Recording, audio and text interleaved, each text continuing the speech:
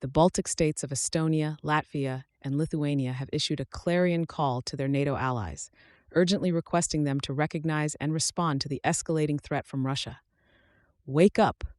It won't stop in Ukraine, representatives from these countries warn, underlining the gravity of the situation as Russia continues its aggression in the region. These nations are not only ramping up their military readiness by teaching more citizens combat skills and planning extensive border defenses, such as bunkers, but they are also fostering a sense of duty among their populace to be prepared for conflict, despite the fervent hope that it can be avoided. Sky News has chronicled efforts from Estonia's northeast to Lithuania's southwest, capturing insights from soldiers, politicians, and ordinary citizens who are all facing up to the grim possibilities of war.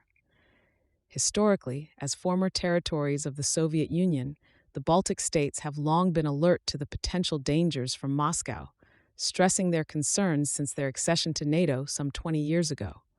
However, their voices found little traction initially, as allies such as the UK were preoccupied with threats in the Middle East. Over time, the threat landscape began to shift. Following Russia's annexation of Crimea in 2014 and incursions into the Donbass region, NATO's strategy evolved. Allied forces bolstered defenses along NATO's eastern periphery, deploying troops to the Baltic states and Poland.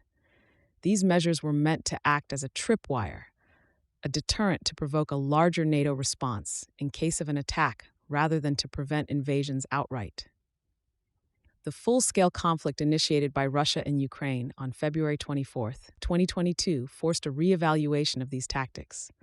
Recognizing the difficulty of reclaiming territory once occupied, NATO's efforts have since increased, with an emphasis on denying any attempts by Russia to invade, a security stance termed deterrence by denial. Among the most vocal in NATO, Estonia, Latvia, and Lithuania have advocated for swifter, stronger defensive measures throughout this transition. Should Russia overpower Ukraine, they caution that NATO's defenses will be tested next. The strategic implications of geography are underscored in places like the city of Narva, Estonia, which borders Russia, and the island of Hiiumaa, whose capture could enable Russia to control access to the Baltic Sea.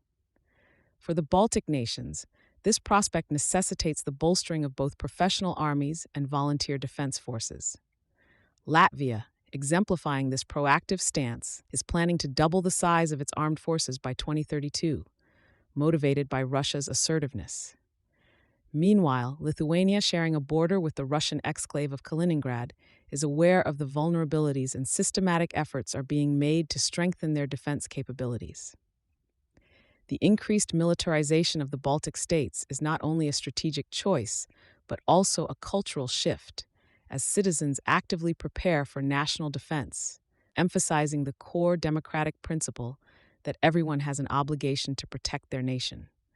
The response from the region, both in terms of government policies and civilian readiness, holds the secondary goal of inspiring fellow NATO members to follow suit, reinforcing the shared commitment to collective defense.